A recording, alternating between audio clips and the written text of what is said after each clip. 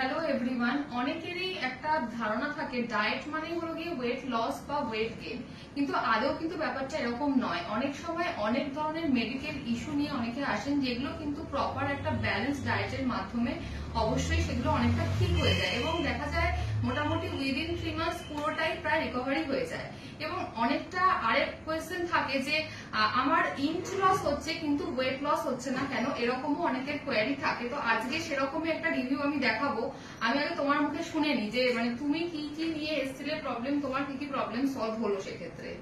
আমার অনেক medical issues ছিল, পার্সোনালি অনেক মেডিকেল ইস্যুস ছিল, যেটা আগের রিপোর্ট ছিল সেটা থেকে এখন অনেকটাই সিকিউর, অনেকটা হেল্প হয়েছে। নিজের বডির ভেতর থেকেও নিজের ফিল আসে যে হ্যাঁ অনেকটা আগে যেখানে ছিলাম নিজের ভেতরেও একটা হেভিনেস আগে ফিল হতো। ব্লাড রিপোর্ট গুলো তোমার একটা নরমাল হয়ে গেছে অনেকটা অনেকটা। আর আমি এই ফটোটা বলবো খুশবুকে একটু দেখানোর জন্য। দেখো এই ফটোটা তোমরা, এটা ওর আগের ফটো, দেখলে বুঝতে পারবে যখন ও ডায়েট নিয়েছিল।